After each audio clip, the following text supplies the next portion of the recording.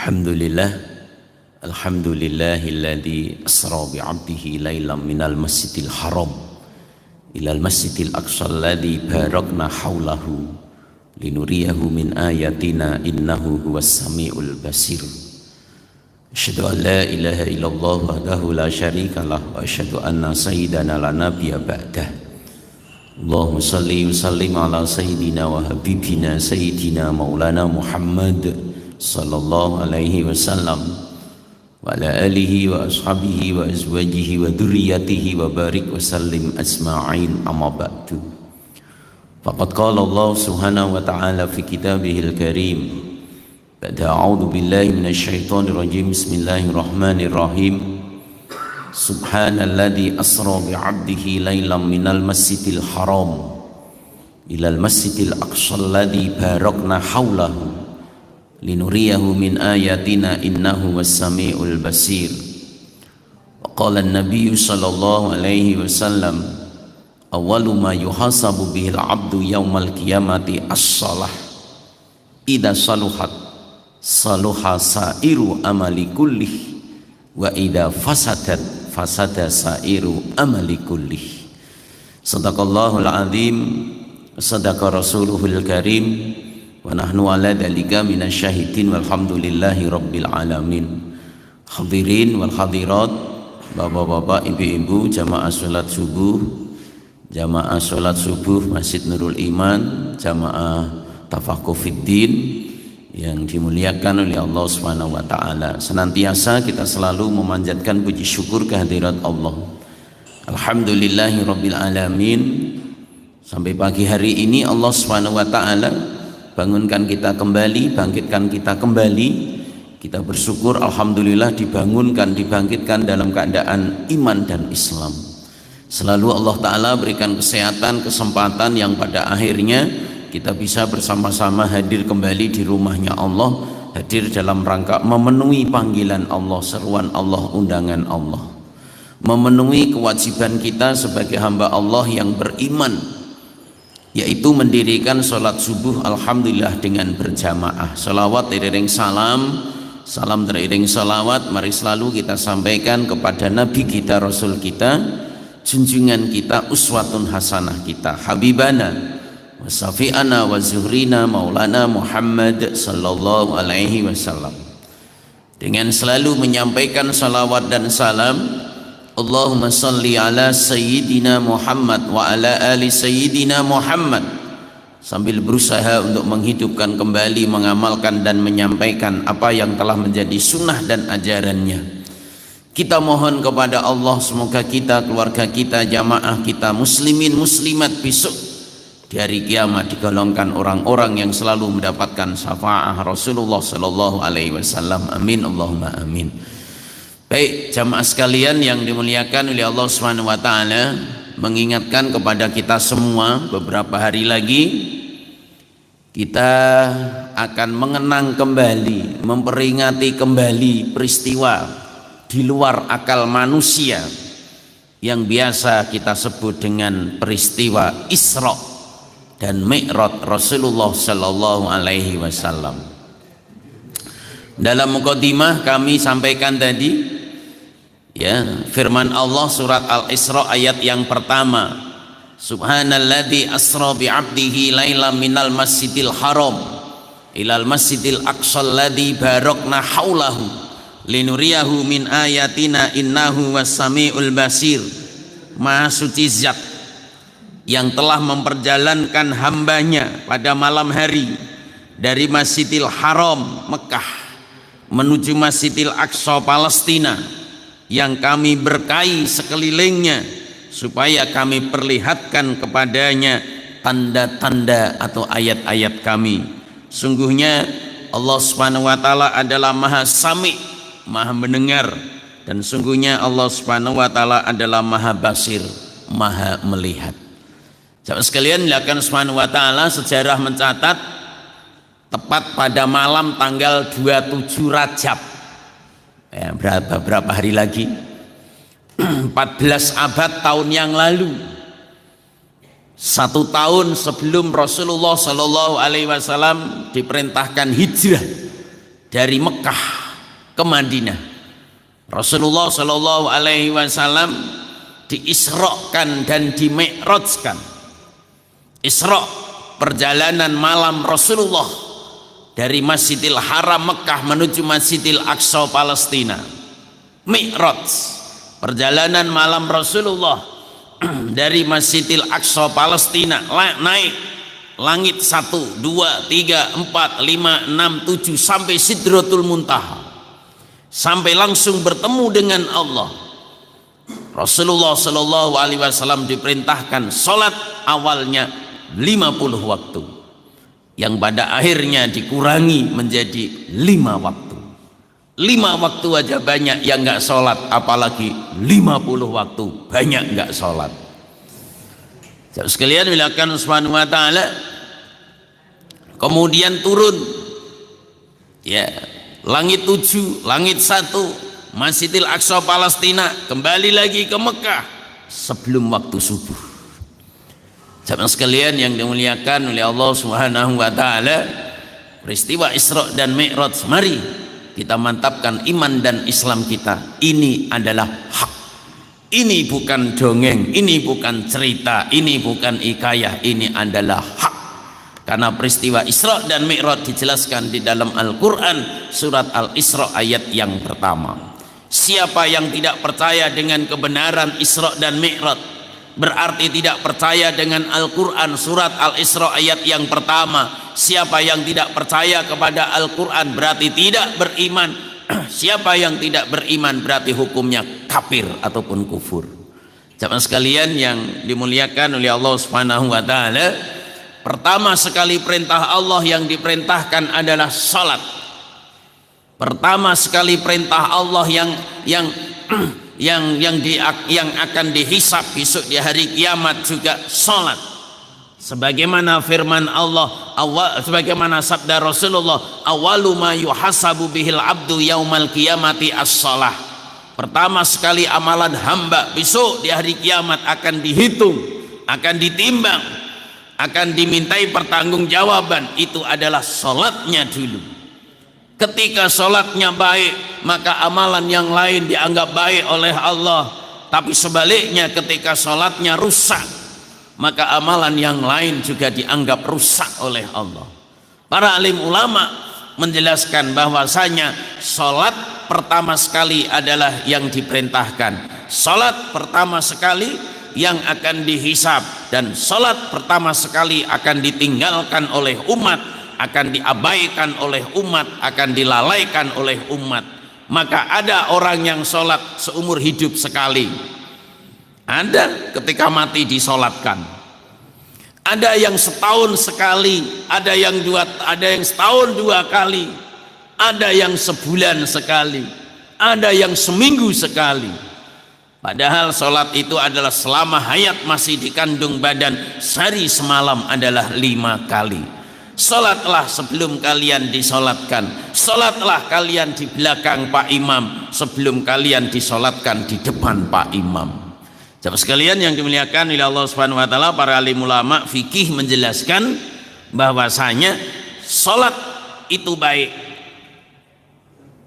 Ketika sholatnya baik, maka amalan yang lain dianggap baik oleh Allah, seperti zakat, puasa, haji, sedekah, infak, dan lain sebagainya. Tapi sebaliknya ketika sholatnya rusak, maka amalan yang lain seperti puasa, zakat, haji, umroh, sedekah, infak juga dianggap rusak oleh Allah. Baiknya sholat, para alim ulama fikih menjelaskan, adalah memenuhi syarat. Jadi baiknya sholat secara fikih itu adalah memenuhi syarat, memenuhi rukun wajib, memenuhi sunnah, meninggalkan yang membatalkan sholat, dan hanya karena Allah. Ini sholatnya baik. Dalam pandangan para alim ulama fikih, sholat itu baik, itu adalah ketika memenuhi standarisasi fikih atau standar fikih. Sholat standar fikih itu adalah memenuhi syarat. Kalau kita bicara sholat, kita bicara fikih, pasti ada syarat, ada rukun. Ya, rukun dengan wajib sama dalam sholat. Yang beda itu dalam kajian fikih haji. Kalau dalam kajian fikih haji, rukun suatu yang harus dikerjakan. Ketika tidak dikerjakan maka tidak sah. Kalau wajib, suatu yang harus dikerjakan. Ketika tidak bisa dikerjakan, bisa wakil ataupun membayar dam. Nah, itu wajib haji itu. Jamaah sekalian yang dimuliakan oleh Allah Subhanahu wa taala, memenuhi syarat rukun atau wajib, sunnah, meninggalkan yang membatalkan sholat, dan meninggalkan perkara yang memakruhkan sholat. Nah, ini jamaah sekalian dimuliakan oleh Allah Subhanahu wa taala, sholat secara kajian fikih, para alim ulama fuqaha atau ulama fikih, baiknya sholat itu adalah memenuhi syarat, rukun, sunnah, meninggalkan yang membatalkan sholat, ya, dan meninggalkan yang memakruhkan sholat. Itu sholatnya baik. Nah, kalau sholatnya nggak baik, sholatnya rusak, berarti tidak menjaga syarat, tidak memenuhi. Sholatnya itu tidak memenuhi syarat, sholatnya tidak memenuhi rukun wajib. Dan sekali bilakan Subhanahu wa taala, berarti sholatnya tidak baik ataupun rusak. Ketika sholatnya tidak baik ataupun rusak, maka amalan yang lain oleh Allah dianggap rusak. Dan sekali bilakan Subhanahu wa taala, ini yang pertama. Jadi sekali lagi, sholat itu baik dalam pandangan ulama fikih ketika memenuhi syarat rukun sunnah. Ketika sholatnya baik, amalan yang lain dianggap baik oleh Allah. Ketika sholatnya itu rusak dalam arti tidak memenuhi syarat rukun sunnah, maka amalan yang lain dianggap rusak oleh Allah. Ini yang pertama. Yang kedua, dalam pandangan ilmu sufi atau ilmu tasawuf. Nah, ilmu tasawuf itu adalah, yaitu apa? Ilmu yang mempelajari tentang masalah hati. Ulama-ulama tasawuf adalah ulama-ulama yang mempelajari, yang lebih menekankan tentang masalah yaitu hati. Para alim ulama sufi atau ahli tasawuf atau ahli sufiyah berpendapat, sholatnya baik itu adalah sholat penuh dengan khusyuk dan khudu. Nah, jadi sholatnya baik itu adalah sholat yang dikerjakan dengan khusyuk dan khudu. Khusyuk konsentrasi, khudu itu artinya tertib. Dan sekalian melihatkan Subhanahu wa taala, khusyuk itu artinya konsentrasi. Para alim ulama, ya, para alim ulama sufi atau ulama tasawuf menjelaskan bahwasanya sholat itu khusyuk, konsentrasi. Dan sekalian Subhanahu wa taala, ada beberapa kiat-kiat untuk mendapatkan sholat khusyuk. Yang pertama, dan sekalian melakukan Subhanahu wa taala, bagi yang belum hafal bacaan sholat, ini baru masuk Islam, iya, baru belajar sholat, ya, belum hafal bacaan sholat, mengingat-ingat bacaan sholat, ya, mengingat-ingat bacaan sholat dari Allah berkabiro, Fatihah, surat, diingat-ingat bacaan, itu termasuk kiat khusyuk yang pertama. Yang kedua, bacaan sholat sudah hafal seperti kita, alhamdulillah sudah hafal bacaan sholat. Lisan membaca, hati kita ikutkan membaca. Jadi lisan membaca, Bismillahirrahmanirrahim, hati kita ikutkan membaca. Kemudian yang berikutnya, lisan membaca, hati angen-angen arti dan maknanya. Bismillahirrahmanirrahim, dengan bahasa hati, ya, dengan menyebut asma Allah yang Maha Pengasih lagi Maha Penyayang, dengan bahasa hati. Ya, sekali lagi Subhanahu wa taala, lisan membaca, hati, ya, kita ikutkan membaca. Lisan membaca, hati angen-angen arti dan maknanya. Dan sekalian melakukan oleh Allah Subhanahu wa taala, Allahu Akbar, bawa sifat ihsan. Apa sifat ihsan? Beribadah seakan-akan melihat Allah. Kalau belum mampu, yakinilah pasti Allah Ta'ala melihat kita. Ihsan ada dua derajat, derajat para nabi, derajat para rasul, derajat para wali. Ibadah seakan-akan melihat Allah, ka'annaka tarahu, seakan-akan melihat Allah. Kita derajat yang kedua sebagai orang awam. Fa'ilam takun, apabila kalian belum mampu, fa'innahu yaraka, sungguhnya Allah Ta'ala pasti melihat Anda. Jadi kita sholat seakan-akan kita dilihat oleh Allah. Yakini pasti Allah Ta'ala melihat kita. Allahu Akbar. Sallu sholatal muwaddi'i. Sekalian melakukan subhanahu wa ta'ala, yakinilah seakan-akan ini sholat yang terakhir. Seakan-akan esok ataupun lusa tidak ada kesempatan lagi, yaitu apa? Untuk mendirikan sholat. Kalau kita sholat seakan-akan koyo-koyo, bukan betulan. Kalau betulan repot nanti. Seakan-akan ini sholat yang terakhir. Sallu ka'annaka sholatal muwaddi'i, kata Nabi. Sholatlah seakan-akan ini sholat yang terakhir. Seakan-akan esok ataupun lusa kita tidak ada kesempatan lagi, maka sholatnya khusyuk, penuh dengan konsentrasi. Pandangan tempat sujud.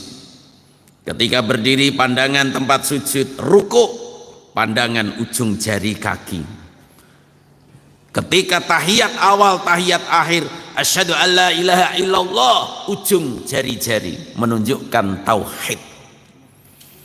Dan sekalian yang dimuliakan oleh Allah Subhanahu wa taala, ya kadang-kadang kita lihat ada orang ada orang sholat itu tengok kanan, tengok kiri, atas bawah, itu hukumnya makruh. Apa itu makruh? Mengganggu kehusuan. Jadi sholat itu pandangan ke tempat sujud. Nah, sama sekalian yang dimuliakan oleh Allah Subhanahu wa taala, yang berikutnya adalah hati mentasawurkan, yaitu alam akhirat. Ini tingkatan tinggi, Pak Haji. Allahu Akbar. Hati mentasawurkan alam akhirat, kubur, kebangkitan, mahsyar, hisab, mizan, sirat, surga dan neraka. Nah, ini tingkatan tinggi, ini kita belum sampai ini. Yang berikutnya adalah mentasawurkan, yaitu sifat-sifat Allah. Wah, ini tingkatan tinggi lagi nih, Pak Andi. Mentasawurkan, menggambar-gambarkan, merenungkan. Allahu Akbar. Allah Ta'ala wujud, qidam, baqa, mukhalafatul lil hawadisi, qiyamu binafsihi wa ya qudrat iradat ilmu hayat, sama dasar kalam mutakaliman. Ini tingkatan tinggi. Nah, sekalian melihatkan subhanahu wa ta'ala, yang terakhir Hafiz Ibnu Hajar Al-Asqalani di dalam kitab Sahih Bukhari sarahnya Fathul Bari, bagi yang sudah menunaikan ibadah haji dan umroh, ketika kita sholat di Masjidil Haram, kita lihat langsung Ka'bah. Ketika sholat di luar Masjidil Haram, kita lihat Tower Zam-Zam. Wah, lihat Tower Zam-Zam, itu Ka'bah, itu Mekah, oh itu sana itu. Nah, jangan sekalian melakukan subhanahu wa ta'ala, kita jauh di luar Ka'bah, di luar Arab. Jangan sekalian melakukan subhanahu wa ta'ala, kiblat kita adalah arah, yaitu apa? Barat serong sekian derajat. Dengan kita mustaqbilal kiblati, Allahu Akbar. Jangan sekalian melakukan oleh Allah subhanahu wa ta'ala dalam pandangan fikih sah salat kita. Bagi yang sudah menunaikan ibadah haji atau umroh, ketika kita di sana langsung Ka'bah kita lihat. Nah, bagi yang sudah menunaikan ibadah haji dan umroh, kita pulang seakan-akan. Nah, ini seakan-akan kita sholat depan kita Ka'bah, seakan-akan ya kita sholat di belakang Ka'bah. Makanya sekalian subhanahu wa ta'ala, sebagian para alim ulama menjelaskan kenapa sajadah kita itu bergambar Ka'bah, Pak Andi. Kenapa sajadah kita bergambar Ka'bah? Ini mentasawurkan seakan-akan kita sholat, yaitu apa? Depan kita Ka'bah atau kita di belakang Ka'bah. Ya, sebagian sajadah kita ini kan gambar Ka'bah itu, sebagian sajadah. Sebagian masjid kita itu mihrabnya itu ada keramik gambar Ka'bah. Sebagian masjid. Nah, sebagian masjid, ini saya bilang sebagian masjid keramik. Nah, kita ini wallpaper ya. Ya, ini gambar Ka'bah. Ini dalam rangka untuk mentasawurkan, ya, dalam rangka untuk mentasawurkan bagi yang sudah menunaikan ibadah haji, bagi yang sudah menunaikan ibadah umroh, melihat Ka'bah ketika kita di pelataran Masjidil Haram, pelataran Ka'bah, langsung Ka'bah di depan, yang sini menghadap situ, yang situ menghadap sini, adep-adepan. Dan sekalian akan subhanahu wa ta'ala, yang lantai 2, lantai 3, pernah kita lantai atas ke bawah, lihat itu Ka'bah di sana itu. Dan sekalian subhanahu wa ta'ala, pernah kita juga di belakang, ya. Dan sekalian subhanahu wa ta'ala, melihat depan. Pernah kita di depan hotel juga itu kita sholat itu, lihat depannya, lihat depannya. Pernah kita sholat di bawah itu tower Zam-Zam itu. Dan sekalian akan subhanahu wa ta'ala, lihat depannya, lihat depannya, lihat depannya. Dan sekalian yang dimuliakan oleh Allah Subhanahu wa taala, ini yaitu apa? Baik secara para alim ulama sufiyah, yaitu khusyuk. Yang pertama, yang kedua khudu. Khudu itu tertib. Dan sekalian Subhanahu wa taala, para alim ulama sufi, ahli sufiyah, ahli tasawuf menjelaskan bahwasanya salat, ya, khusyuk dan khudu. Khudu itu tertib yang dicontohkan oleh Rasulullah itu ada 3. 1, dengan cara berjamaah. Jadi yang pertama adalah tertib cara, tertib waktu, tertib tempat. Tertib cara, salat yang dicontohkan oleh Rasulullah adalah berjamaah. Sallu kama ra'aitumuni usolli, salatlah kalian sebagaimana kalian melihat aku salat. Sahabat belajar salat dengan Rasulullah, langsung melihat. Kemudian tabi'in belajar salat kepada sahabat, melihat sholatnya sahabat. Tabi'in melihat tabi'in sholat, langsung melihat tabi'in. Salafus salihin belajar sholat tabi'in. Kita sebagai murid melihat tata cara sholat Rasulullah dengan melihat, yaitu guru, kiai, ustaz. Jamaah sekalian yang dimuliakan oleh Allah Subhanahu wa taala, bagaimana, yaitu apa? Salat yang telah dicontohkan oleh Rasulullah SAW. 1, berjamaah. Salatul jamaati afdalu min salatil fardhi bi 27 darajah. Salat berjamaah lebih utama daripada salat sendirian 27 derajat. Riwayat yang pertama. Riwayat yang kedua 25 derajat. Derajat itu adalah tingkatan. Satu tingkatan antara bumi dan langit. Itu 1 derajat. Seandainya derajat itu diwujudkan kerupuk, maka seluruh dunia ini dari bumi sampai langit penuh dengan kerupuk, Pak Anji. Ini kalau diwujudkan kerupuk. Tapi derajat itu adalah tingkatan. Jadi sekalian yang dimuliakan oleh Allah Subhanahu wa taala, yang pertama, yang kedua tertib cara berjamaah, yang kedua tertib waktu. Waktu sholat yang dicontohkan oleh Rasulullah adalah di awal waktu. Ayu amalin afdal ya Rasulullah fil Islam. Ya Rasul, di dalam Islam apakah ada amalan yang paling utama, amalan yang paling dicintai oleh Allah dan Rasulnya? Rasulullah menjawab, ya ada. As-salatu fi waktiha, sholat tepat pada waktunya. Ai fi awali waktu, sholat di awal waktu. Itulah sholat yang dicontohkan oleh Rasulullah, yaitu waktunya. Jadi tertib waktu sholat Rasulullah itu adalah di awal waktu. Isya masuk itu adalah jam 7 lewat 36. Azan 10 menit, 15 menit, qomat. Itu yang dicontohkan oleh Rasulullah. Waktu sholat isya itu sampai menjelang subuh. Oh, saya tidur dulu. Kalau sudah, saya tidur dulu, berani kena perangkap setan itu. Walaupun toh sholat isya jam 3, jam 4 boleh, sah. Tapi sholat yang dicontohkan oleh Rasulullah adalah fi awali waktiha, tepat pada waktunya, yaitu di awal waktu. Kemudian yang ketiga, sholat mengikuti tata cara Rasulullah, tertib Rasulullah adalah di mana azan dikumandangkan. Di mana azan dikumandangkan? Masjid, musola, suro, langgar, ya, dan lain sebagainya. Ini sholat yang dicontohkan oleh Rasulullah, di mana azan kumandangkan.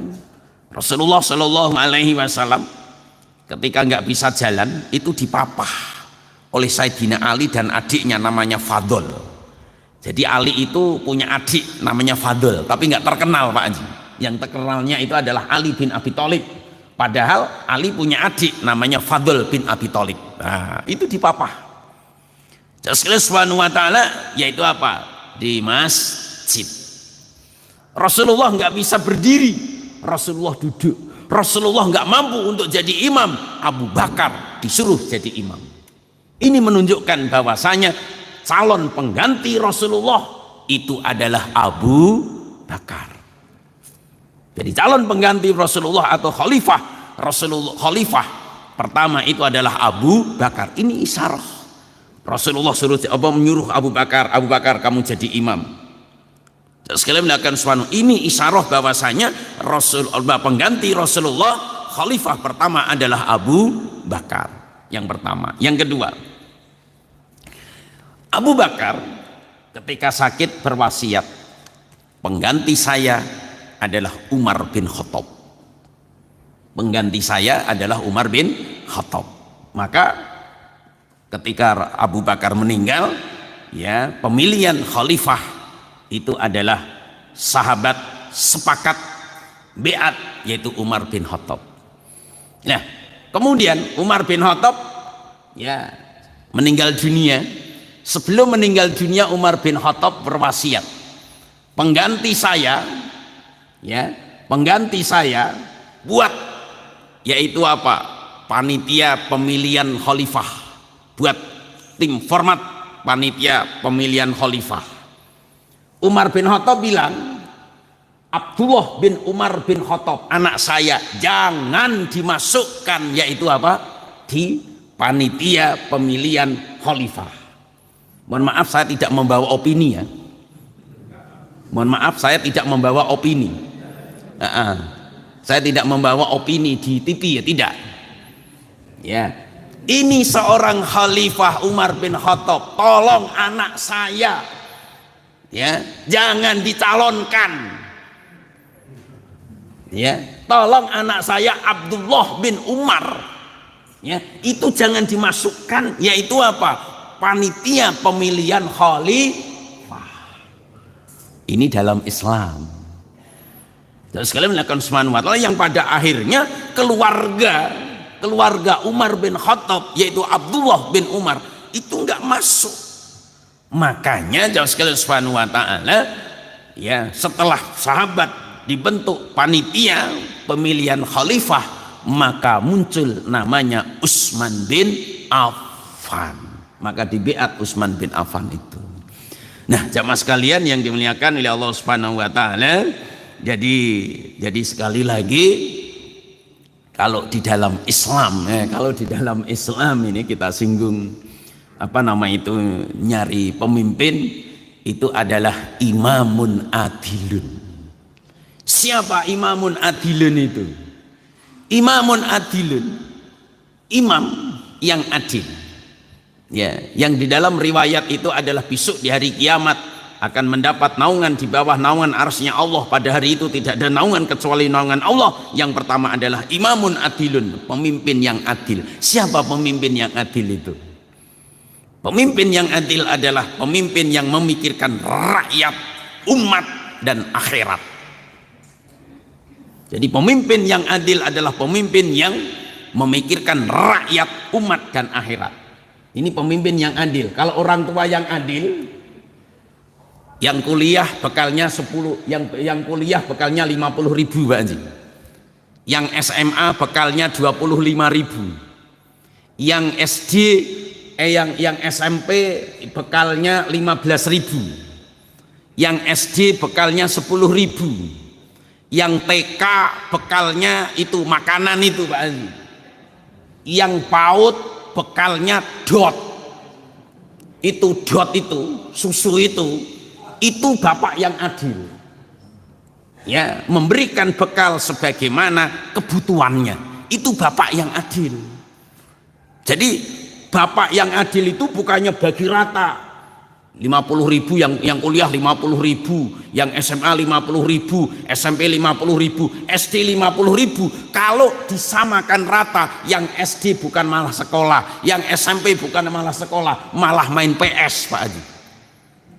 Ya uang 50.000 ya.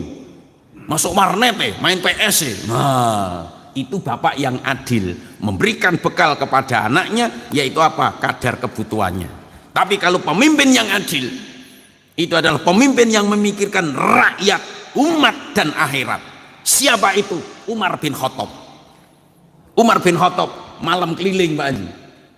Umar bin Khattab itu kalau malam keliling, mana orang yang belum tidur, yang sudah tidur biarin aja. Ya, kalau dapurnya diem Pak Haji, oh berarti kenyang, berarti tidur. Ini Umar keliling dari jalan gang ke gang. Nah, ditemukan yaitu sebuah rumah. Ini malam-malam ada anak nangis. Malam-malam yaitu apa? Yaitu apa? Masak. Ditanya oleh Sayyidina Umar. Masuk Sayyidina Umar minta izin, "Bu, Mas, kenapa?" Ini Khalifah Umar bin Khattab nggak memikirkan rakyat, umat. Ini beras habis, nah kira-kira kan gitu, beras habis, anak nangis, saya ini masak batu ya supaya apa? Itu ngeneng-ngenengin, diemin anak yang nangis itu. Ibunya seakan-akan masak, rupanya masak batu Pak Haji. Ya sekali subhanahu wa ta'ala, ini Khalifah Umar bin Khattab nggak memikirkan rakyat, umat, akhirat, kan gitu. Akhirnya Umar pulang Pak Haji ke Baitul Mal, bawa beberapa karung gandum, datang ke ibu tadi itu, masak roti, masak gulai. Kemudian sekali subhanahu wa ta'ala matang, dipersilahkan makan, anaknya dibangunin. Sekali subhanahu wa ta'ala setelah makan semuanya kenyang, ibu tadi itu tanya, "Pak, Bapak ini siapa?" "Bu, mohon maaf, saya yang ibu sebut tadi itu." "Siapa?" "Umar bin Khattab." "Iya." Inilah pemimpin yang memikirkan rakyat, umat, dan akhirat. Yang kedua, Umar ini kan terkenal tegas. Dan sekalian dilakukan oleh Allah Subhanahu wa taala, maka gelarnya Faruk. Ya. Apa namanya itu? Sa'ad bin Abi Waqqas, gubernur Mesir. Ya, Sa'ad bin Abi Waqqas gubernur Mesir. Laporan bahwasanya gini. Sa'ad ambil ambil kulit unta itu. Terus sekali subhanahu wa ta'ala, ya Umar bin Khattab garis lurus, seret sama pedang. Itu. Terus sekali melakukan subhanahu wa ta'ala, maksudnya apa? Tegakkan kebenaran. Suatu ketika Umar dapat laporan dari dari gubernur Mesir. "Umar, sungai Nil itu kering. Sungai Nil itu kering." Ya sekalian subhanahu wa ta'ala, Sa'ad bin Abi Waqqas dibilangin, ambil itu kulit kambing. Untuk apa? Ambil. Umar bin Khattab nulis surat, "Assalamualaikum warahmatullahi wabarakatuh, kepada Nil yang terhormat. Wahai Nil, kalau kamu mengalir ya karena Allah, ya itu yang kami butuhkan. Tapi kalau kamu mengalir karena nafsu kamu, kami nggak butuh. Wassalam, Khalifah Umar bin Khattab." Terus sekalian subhanahu wa ta'ala, ini saat surat saya ini sampaikan kepada Nil. Terus sekalian subhanahu wa ta'ala, karena kebiasaan orang Mesir itu ketika Nil kering, cari itu gadis yang paling cantik itu, didandanin, kemudian untuk tumbal. Jadi yang namanya tumbal menumbal itu sejak zaman Mesir kuno. Terus sekalian subhanahu wa ta'ala, ya Sa'ad bin Abi Waqqas pulang sampai sungai Nil dapat surat dari khalifah, lempar ke sungai. Dan sekalian subhanahu wa ta'ala, enggak lama sungai Nil itu mengalir. Di dalam riwayat, sungai Nil sampai hari kiamat tidak akan pernah kering. Kalau kering, kiamat. Sebagaimana sungai Efrat, kering, kiamat. Jamaah sekalian akan subhanahu wa ta'ala, inilah pemimpin yang memikirkan rakyat, umat dan akhirat. Ini pemimpin yang adil. Nah kalau sekarang pemimpin yang nggak adil gimana? Kebalikannya, pemimpin yang nggak memikirkan rakyat, umat dan akhirat, memikirkan dirinya sendiri, kelompoknya, golongannya. Sekalian yang dimuliakan oleh Allah Subhanahu wa taala. Jadi sekali lagi sekalian Subhanahu wa taala, di dalam Islam kita memilih pemimpin-pemimpin yang adil.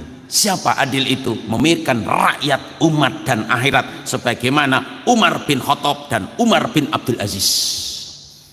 Umar bin Abdul Aziz ya, itu membedakan antara fasilitas negara, antara pribadi. Saking adilnya Umar bin Abdul Aziz, pada zaman itu kambing sama serigala itu makan satu keranjang, tidur satu kandang. Itu pada zaman Umar bin Abdul Aziz. Dan sekali subhanahu wa ta'ala, suatu ketika, loh, kok kambing sama serigala nggak makan satu nampan lagi, nggak makan satu keranjang, nggak tidur satu kandang? Rupanya meninggal Umar bin Abdul Aziz itu. Jadi pemimpin yang adil itu berkahnya masya Allah. Sampai-sampai serigala sama kambing itu tidur satu kandang, makan satu keranjang. Ketika meninggalnya Umar bin Abdul Aziz, yaitu apa? Kambing sama serigala nggak mau lagi, Pak. Nah, sekalian subhanahu wa ta'ala, jadi pemimpin yang adil adalah pemimpin yang memikirkan rakyat, umat dan akhirat. Itu yang kita pilih. Ini mohon maaf, saya tidak bawa opini loh, mohon maaf loh. Saya hanya menyampaikan saja. Kemudian jamaah sekalian dilakukan oleh Allah Subhanahu wa taala dalam kita menjaga kehusuan. Ya, menjaga kembali kepada baiknya sholat tadi, menjaga kehusuan sholat. Jamaah sekalian yang dimuliakan oleh Allah Subhanahu wa taala, ketika kita sholat, ya, bacaan-bacaan kita itu sekedar kita mendengar, yusmi'u nafsahu. Ya, apakah kalau imam memang keras menyampaikan, yaitu apa, takbir intikal kepada makmum, Allahu Akbar.